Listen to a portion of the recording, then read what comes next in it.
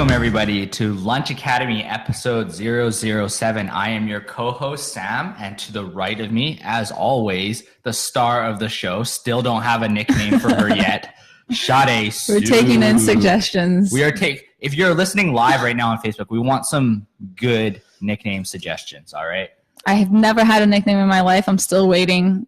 What was wrong with Make something S? happen. Sade Souk, get creative. Apparently double S is not popular. We should do a poll of like the worst nicknames, period. So welcome back, everybody that's listening, and welcome back yourself. Yes. Are you enjoying the weather today? Yes, it's great. I mean, it's kind of cloudy. I feel like last time we first of all, we went overtime, but then after that, we did a fatal mistake. We didn't talk about the weather last time. So we apologize. We're so sorry. It's very unprofessional of us. And we had one job. I had a talk with Sam about it. She was very strict. She didn't let me eat lunch for a week. He didn't prompt me into giving the weather forecast. So what is the weather forecast today? Today is cloudy. You may think that it's hot out. It's not. It's breezy and cold. Tomorrow is going to be sunny and beautiful, so plan some outdoor activities. I'm going to go do Diez Vistas. Great hike. What? Every week you come out with like this new place. Check it out. Last week you did what? What did I do last week? I did Tunnel Bluff. And BCMC. Yeah. BCMC.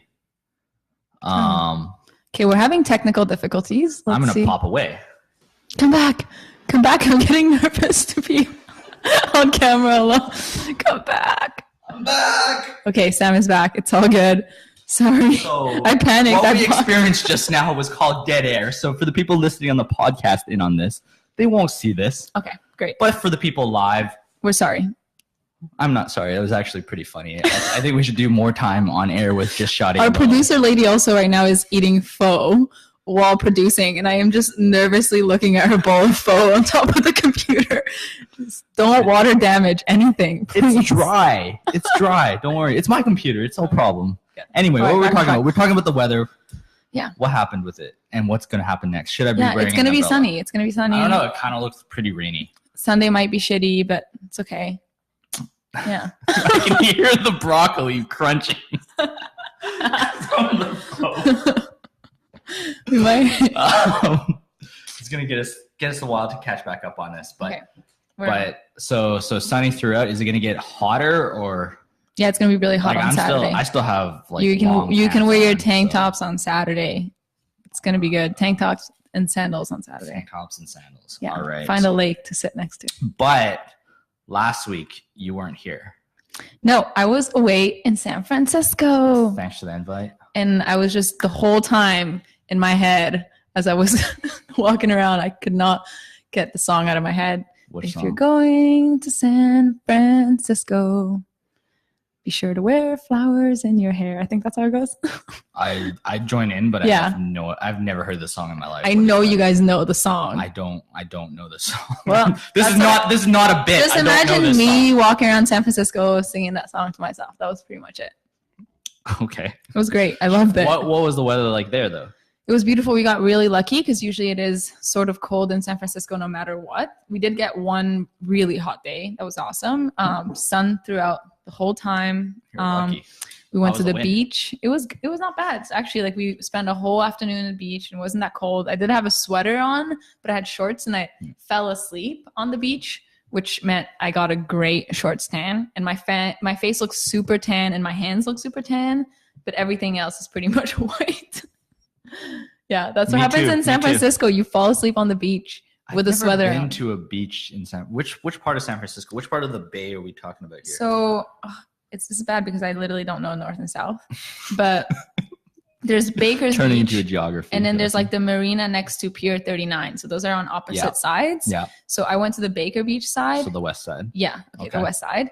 And there's another beach before Baker's Beach. And I went there and we walked from there all the way through Baker's, China Beach, through the Golden Gate Park, all the way to the Golden Gate Bridge, and then around back to Pier 39. No, we didn't. And I didn't even know you could do that. Yeah, you can. I would have totally. My friend didn't even say anything. And he's been to San Francisco like 7 times. I thought you weren't allowed. No, you're allowed. I only walked half of it and I walked half of it back. So I told myself I walked all of it. But then if I walked all of it, then it'd be like walking twice. Yeah. So that's not a Sam move. That's not efficient. So I walked it once. I'll have to go back to do that. Was this so was it your first time in San Francisco? My first time in San Francisco. I had lots of preconceived ideas of how it was going to be. I had heard so much. She was looking for hover cars. Yeah, I was like San Francisco, you know, the city of the future, Silicon Valley, tech, all of it. And I got there and I was like, this is crazy. It's like a city that looks like it's from the 90s or the 80s, but it's the most high-tech hub of the world. No, not of the world. Period. Maybe it's all underground. I don't know. The only high-tech thing I saw that was visible to the eye was everybody going around in those scooters that you can rent out. Oh yeah. And then you can literally dip Were they orange? They had different ones. Like there's so many scooters, and so you can pick it up anywhere, and kind of like you would for like what are bikes here in Vancouver? What they're called? I don't know. Anyways, I don't bike. The ones that you biking is working. I don't bike. But you can just rent it out on your app and then take the scooter, and then when you're done, you just literally leave it wherever you want. Yeah, I thought that was crazy. So one of those companies is called Spin. Okay. So Spin, Ewan is actually from Vancouver originally, so he's down in the Valley right now. Pretty good buddy of Alex's. I also know him. We played hockey together. I was his backup's backup. Yeah, there was also the same system for bikes that were all solar powered. Yep. Which I thought was really cool. So there's some areas like that I could definitely see a little bit of, and they have Uber, like. Yeah, Uber's more my style than bikes where I have to exert energy. 4 days with Uber made it so that you can't go back. I came back and I felt immediate depression. It's like, I cannot Uber. I have to think of the bus. If I call a cab, it's going to take 10 minutes. I'll just walk. But it was great to have Uber while walking around the city, because I'd walk around and sometimes I'd be like, I'm kind of lost and kind of done with walking. And I'd just be like, pick me up. And within 30 seconds, an Uber was there. But everything else was pretty archaic. I mean, the architecture of it all, they've kept all their heritage buildings intact, which is so beautiful. But it makes a contrast. It's a funny contrast in the city when you walk around. This is the most intense tech hub. So you went through the Tenderloin, right? Yes, I go into that. That was kind of crazy. There's definitely, you can see the gap between the poor and the rich in San Francisco so clearly.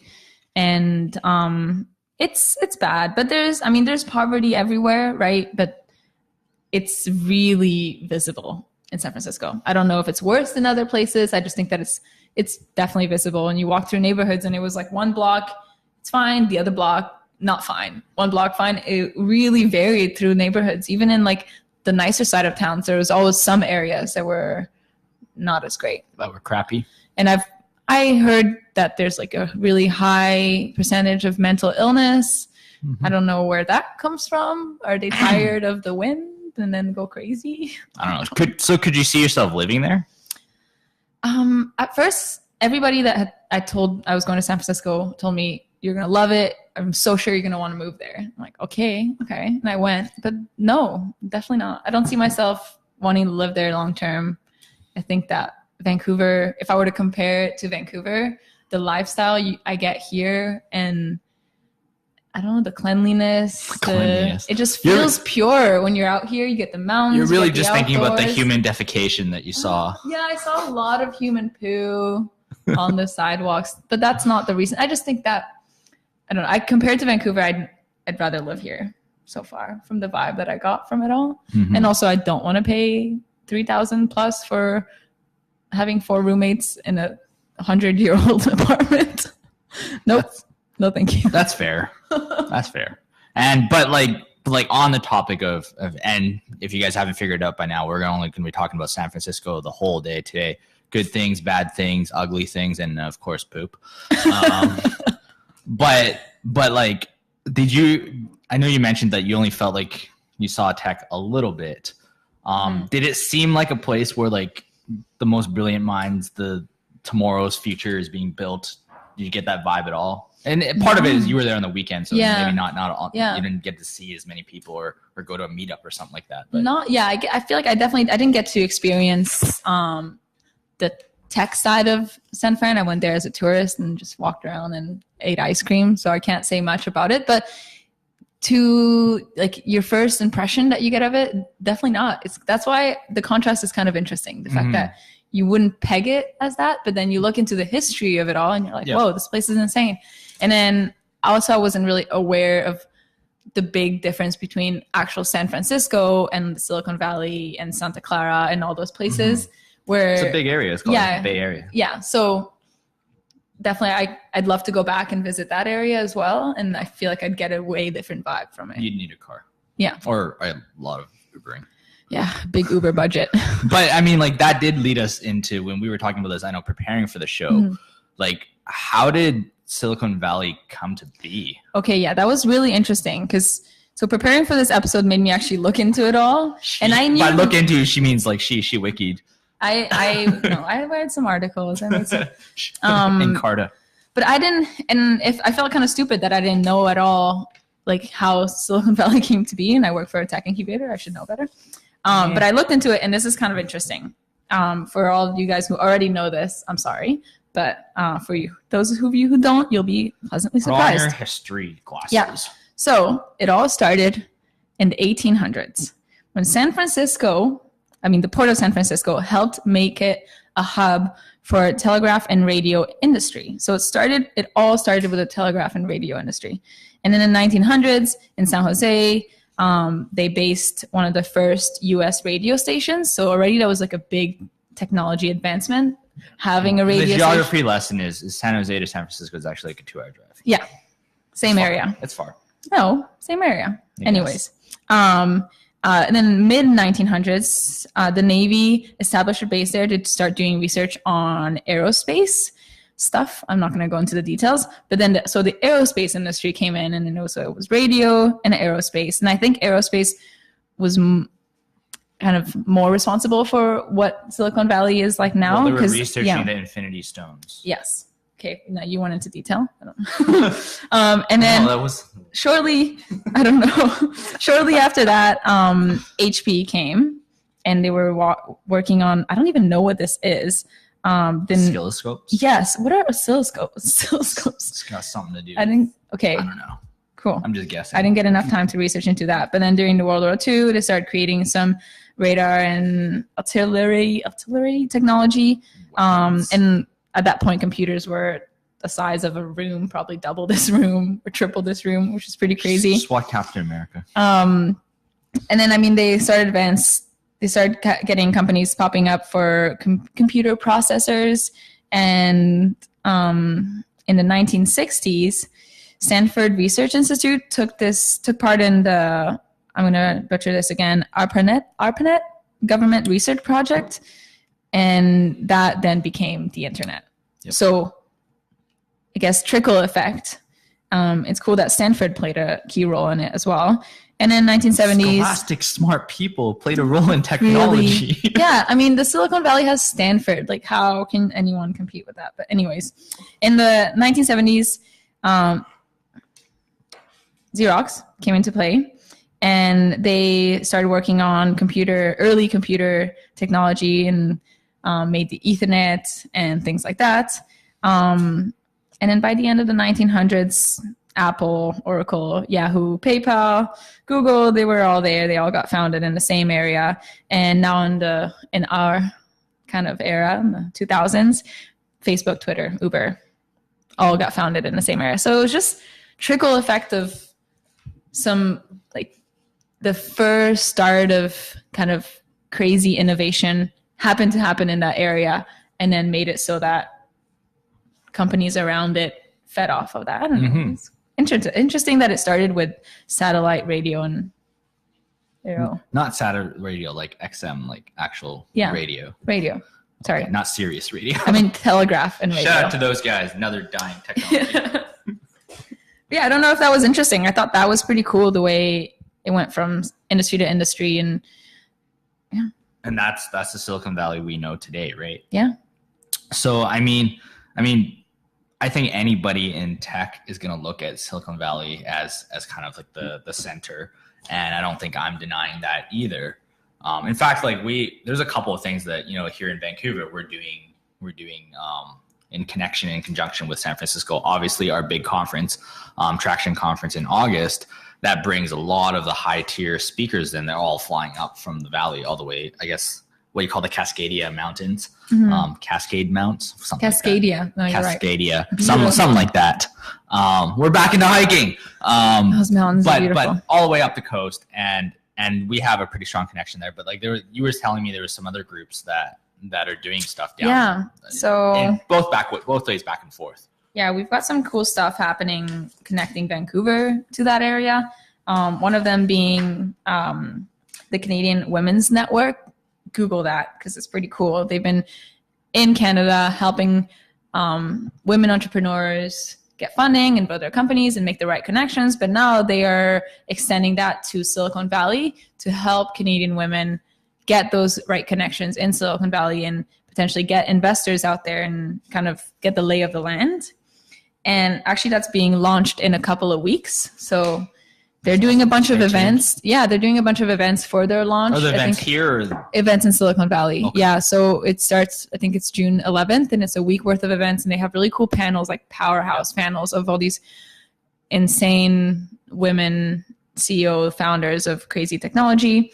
And all of that was started by this lady, Joanne Fedeco. So shout out to Joanne for doing some really great work for women in tech and now extending that to Silicon Valley and hopefully building that bridge between Vancouver and Silicon Valley or BC and Silicon Valley for women. We also have our co-founder out in San Francisco right now for the AWE conference. The conference. Like I actually had to look up whether you pronounce it or AWE. I didn't want to sound stupid on air. It's gonna be aw. It's the aw. Alex is down at aw. We also bugged them because Alex is on the board for the AR/VR Association. Excuse me, it's VRARA. VRAR. And so if you say it really fast, it sounds terrible. VRAR. But yeah, so that's happening right now in San Francisco, and it's the #1 conference for VR, AR. And he's out there right now demoing his new mixed reality stuff, with the technology that I talked about it a couple episodes away. Anyways, that's enough plugs for you. Yeah. He's out there doing some good work. Also, the Vancouver VR AR Association is out there. So shout out to Dan Berger for representing Vancouver and making connections and trying to link the VR AR world of Vancouver to the Silicon Valley, because we could definitely use it. I mean, we've done some really good stuff here in Vancouver for virtual reality. And it's good to have some awesome representatives out there spreading the word about Vancouver. And we actually have an event down there too. Yes, coming up soon in a couple of weeks. June 21st. June 21st. We have a couple CXO dinners that we're doing in Vancouver and San Francisco, but the June one is going to be in San Francisco. We actually have a couple of our companies that are flying down there to go as well. I know, shout out to Meziad and Turgay. It's awesome to be able to bring out our startup visa companies and giving that opportunity to get their step into Canada and then immediately into Silicon Valley. So it'll be cool to see them mingle and get some good connections. For sure. And so the CXO dinners that we're doing is prelude event to our CXO Summit, which is happening in our Traction Conference in August.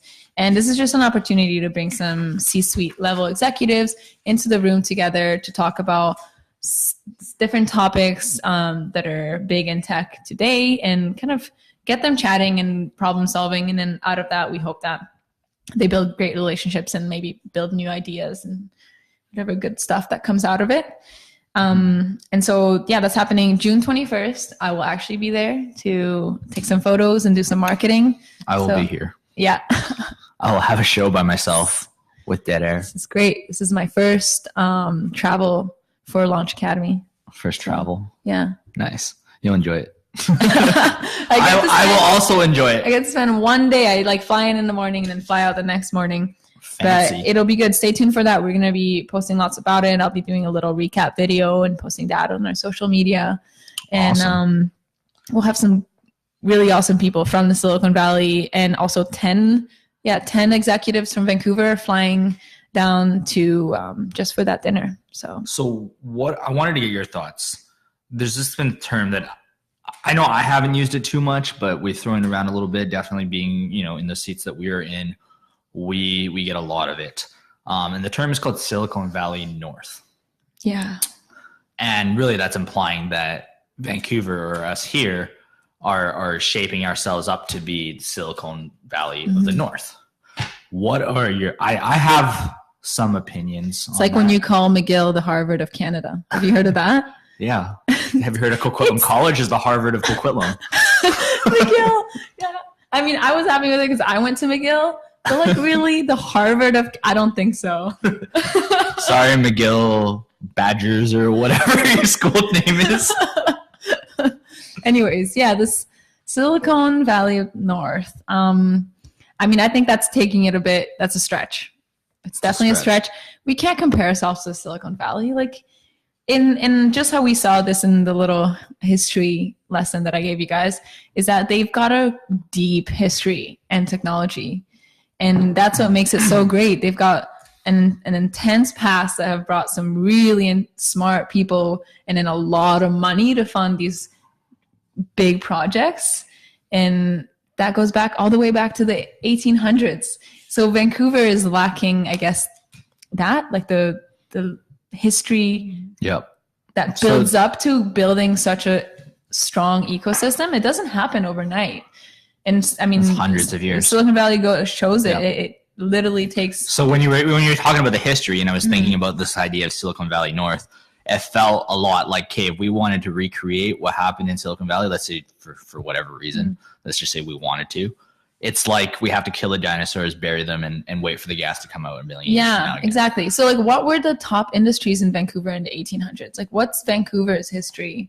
Was Vancouver around in the 1800s? No, was it? Like, what wasn't. Happened in the BC West Coast in the 1800s? Was it still forestry? Was it still mining? No, it was gold mine. Yeah, still mining. Yeah. So it goes to show, like, pretty much you're not in control of what industry is going to establish early in a certain region, but it does set the pace for the future. Yep. And so Vancouver has transitioned a lot from that mining and forestry to tech, and it popped up. What, like how long ago? Not even that long ago. I can't even say, but it wasn't that long ago when those big head offices started moving to Vancouver, like Microsoft and like 2-3 years. Facebook. Still doing it right now. So we just we're newbies in the tech hub, and we've done so well for the little time. Basically, we skyrocketed into being recognized as a tech ecosystem around the world in not that much time of having history in the tech industry. So for that, I feel very proud of Vancouver. And I think we have a lot of potential for in the future being something like Silicon Valley. But right now they're like, they're in a whole different life stage, or like, I guess, cycle that we are in. And we can look forward to that. And so here's my opinion of this. And I have to kind of go into a longer spiel because I know if you just clip it, I'm going to get in trouble. And the point is this: I think that Silicon Valley is actually very overrated. And so if you put a full pause on that, we're gonna lose our sponsors. As bad as me saying that Beyonce is overrated. We're not over that yet. But here's where I'm getting at with this. I was watching basketball the other night just because this is what I do when I'm not on air. Nice. Golden State Warriors, Bay Area team. They've been to the finals 4 years in a row. Everybody says like they're the best team ever assembled. I don't want to talk about names and stats and all that stuff, but they're a very, very good team, and they've been very good for now 4 years, right? 5 years. And I think that it's in tune because their team's from Oakland and from the Bay Area, so it makes a lot of sense to make that analogy. I feel like Silicon Valley are the Golden State Warriors of the tech world. Okay. Which means that I'm not denying that they're the best. Okay. And I'm not denying that they have a lot of talent. The companies that are coming out of there are good and all that stuff. But what I'm saying is, as I was watching that game, is they're not perfect. They're not who everybody necessarily needs to aspire to be. And it's just like the dinosaur thing, right? Like, we're not going to recreate Silicon Valley. Yeah. Just like one team, one day, and I'm a fan of the Warriors, one day somebody will be better than them, right? Maybe these guys will get old. Maybe somebody will get injured, whatever it is, that's the cycle goes, right? Somebody's going to beat them sometime. In the same way, Silicon Valley is at the top right now. But for anybody that's looking to them and they're trying to build their own, ecosystem, I think looking to them and trying to mimic what they're doing is the wrong way to go about it. I think that they're very strong at a lot of things. For example, investors, right? Like we listed, a whole bunch of the companies that came through the doors, HP, Apple, Uber, PayPal, Yahoo, all those early employees there. What are they doing now? They're not just building things. Some of them are, but a lot of them are now investing back into the tech ecosystem, right? Those stock options. So those things are not going to be replicated by a Vancouver, by a Calgary, by a Montreal. That's fine, right? But like I said, they're in a stage that pretty much they've gone through that, and now they've got money to feed back into it. Exactly. And I'm not saying this with just kind of just throwing it out there. I've hosted hackathons down in Silicon Valley, multiple hackathons. I've also hosted hackathons elsewhere, Denver, Chicago, Barcelona, different places. And the talent in those places are not like way below what happens in Silicon Valley. It's very, very congested, which means that, if you're in one of these other cities, like Vancouver, like a Denver, and Denver's actually got a pretty good hub because of Techstars. But if you're in one of those other areas, there are advantages that you can take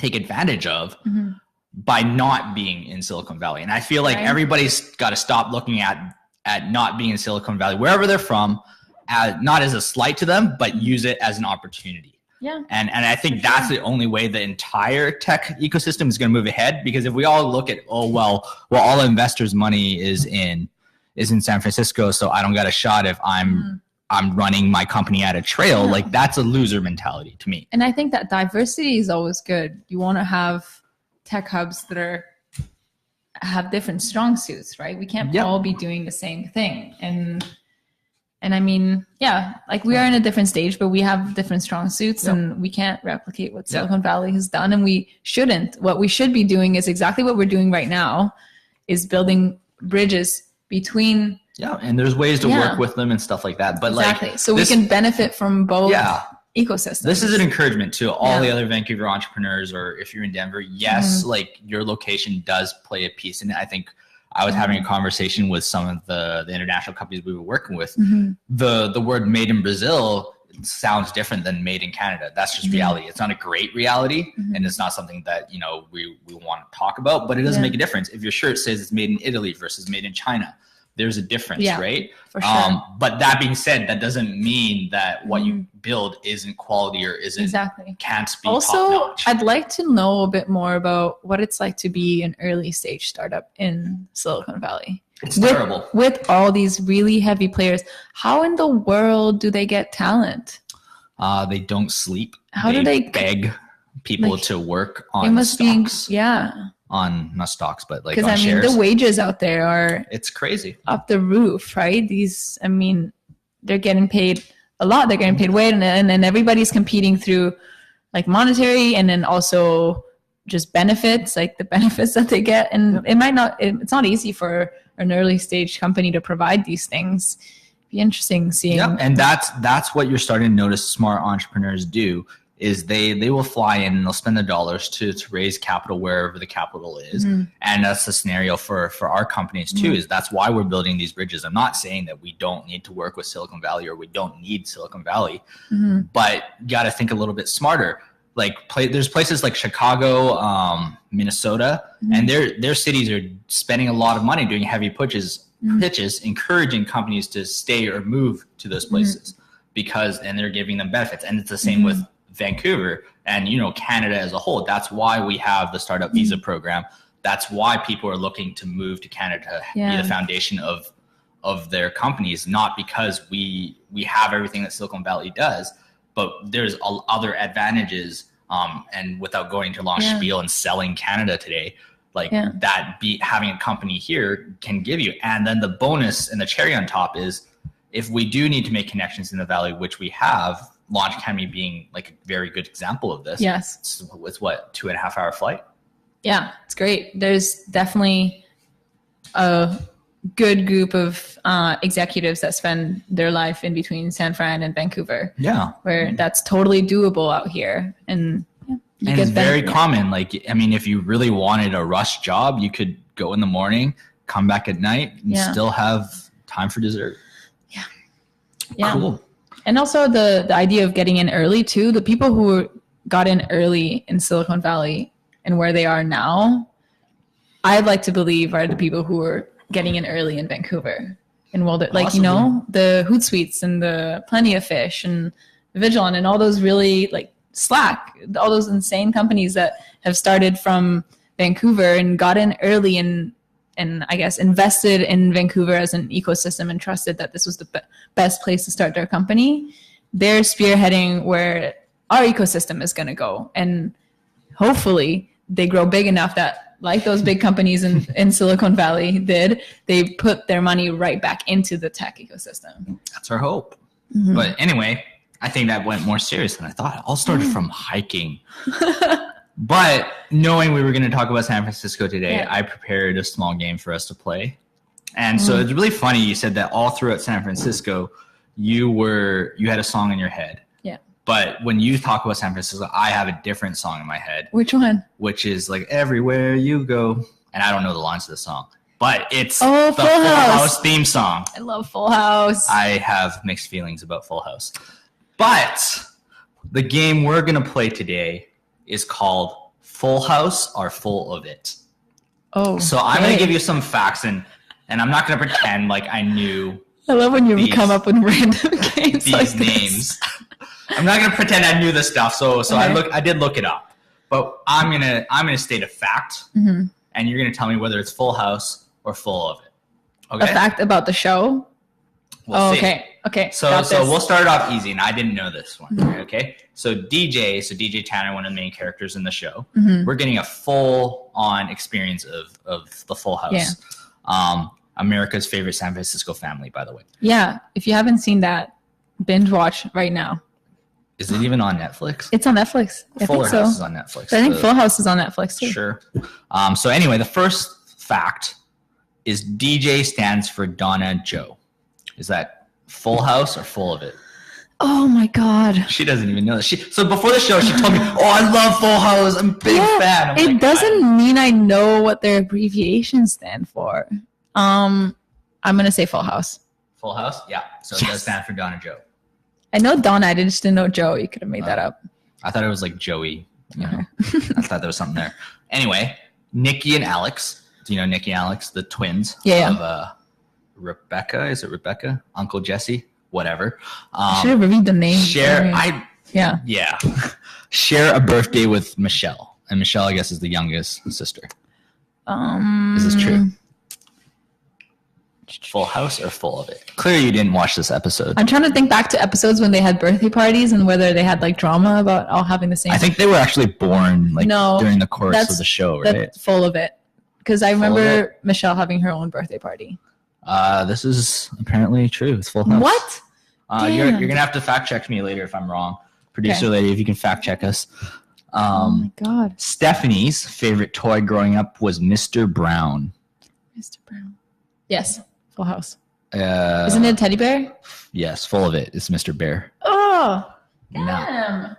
You can't get me on technicalities like that. Okay, another one. Bob Saget was not the first person cast for the role of Danny Tanner. So Danny Tanner is, I guess, the main character of the show, the dad. Yeah, he wasn't the first person cast. He wasn't? He was not. He was not?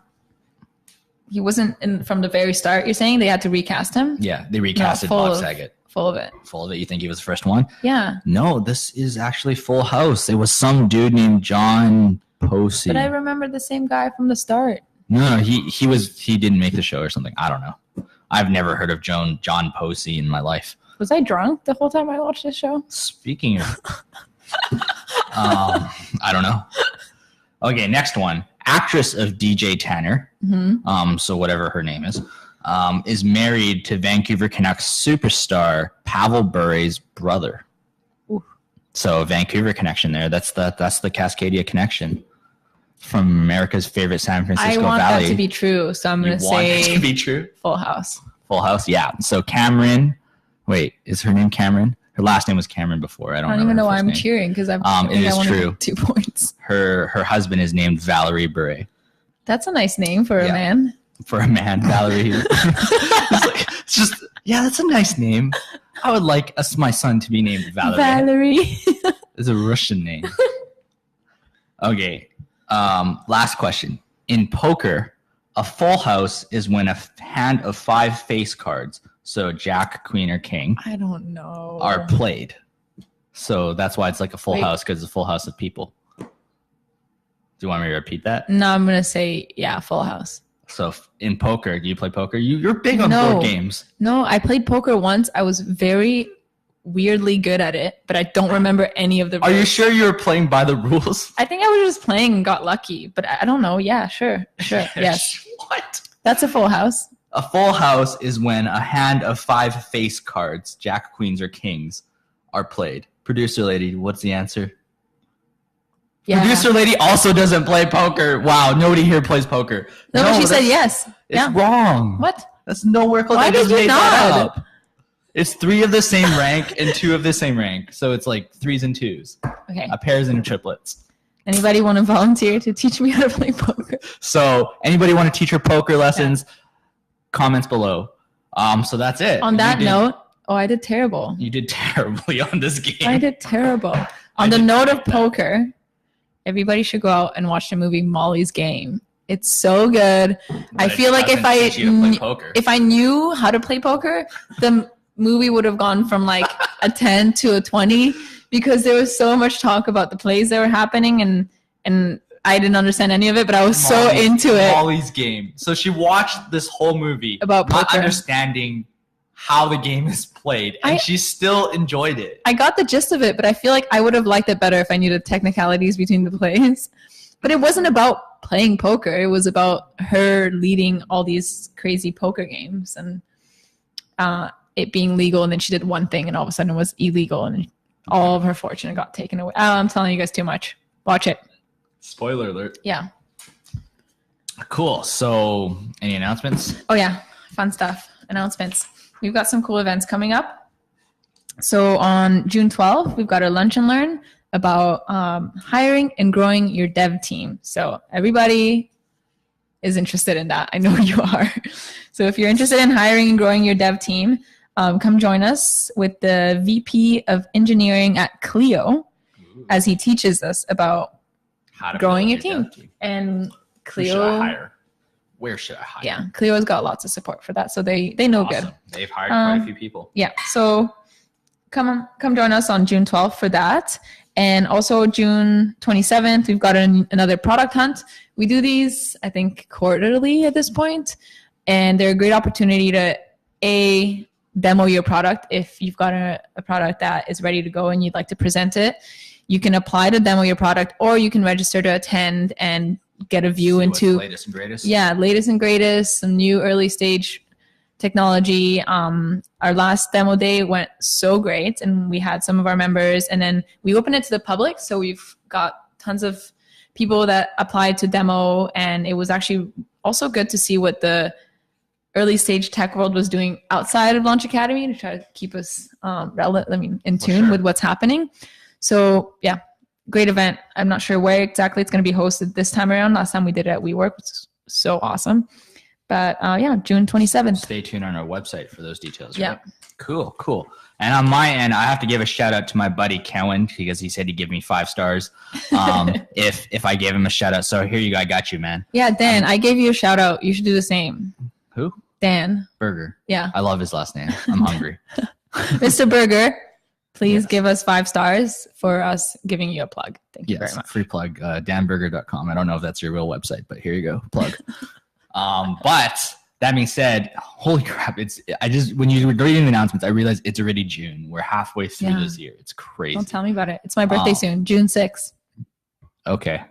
Plug for her birthday. Shout out to Sade's mom. Thank you for giving us a co-host that we can ramble about every other week. Yeah, June 6th. It's your day, Mom, not my day. That's true. Your day. She did all the work. Yeah, I don't know why we celebrate me. I just popped out and I was like, hey.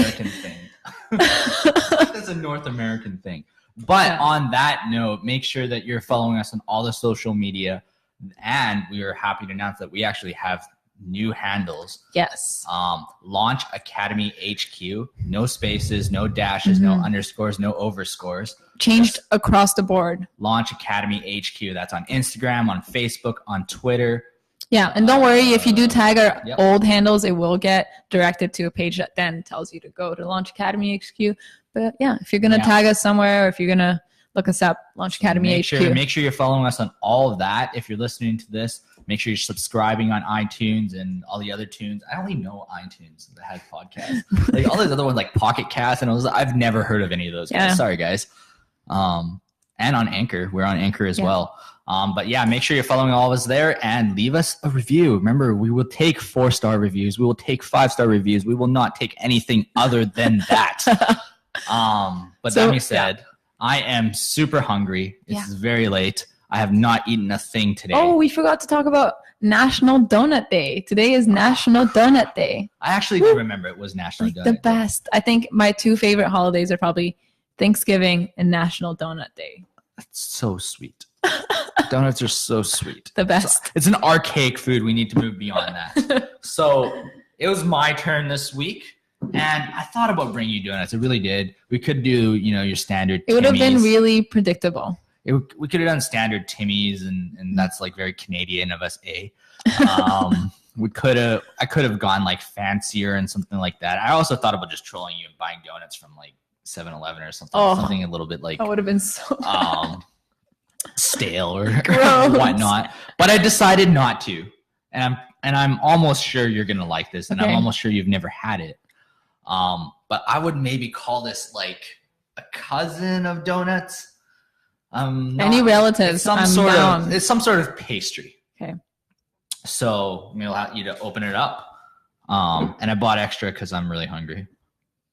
Whoa, this looks cool. So these are cream puffs. It looks like a profiterole. What are they called? Profiterole. What is like a profiterole? A big profiterole. She's using these words I've never heard of. In French, profiterole. Yeah, that helped. So profiteroles are like pretty much this, but miniature. They're just dough stuffed with yummy stuffing. Okay, so explain what this is. Okay, so this is a cream puff. So it's a pastry. Yeah, that's all I got. And there's cream inside. Okay. And it's puffy. And What's then I also bought a cheesecake on the side. So the place I bought this at is called Beard Papa's. It's all the way on Robson, which is why I came in exhausted this morning. I had to walk a whole 13 minutes. Oh my God. That's people's regular lives. Walking is the worst. Move to San Fran. You can scooter everywhere. I'm waiting for Ewan to bring me my scooter. So anyway, there's 3 cream puffs and a cheesecake stick here because I thought cheesecake stick sounded kind of fun. I have no idea if that's like part of the thing. I want to see the color of the. So there's three flavors of cream puffs here. And as usual, some people keep taking all our forks. So public service announcement, give us back our forks. Yeah, stop it. It's not, I don't know. Stop taking forks home. I don't know what else to tell you. Man? What the fork? So we have 3 flavors here. We have vanilla, green tea, and chocolate. I don't know what's what. I can't tell. I'm going to go with green tea, actually.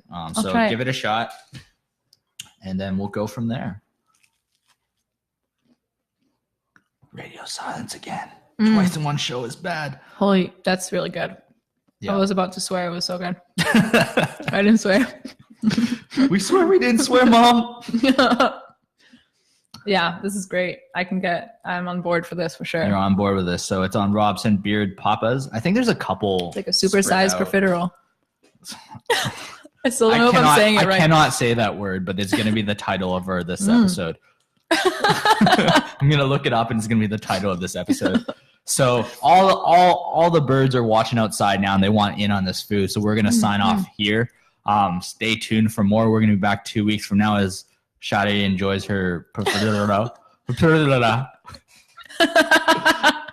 the best thing I've heard of. And we're signing off. So join us next time for Lunch Academy episode 008. All right. Bye, guys. Bye.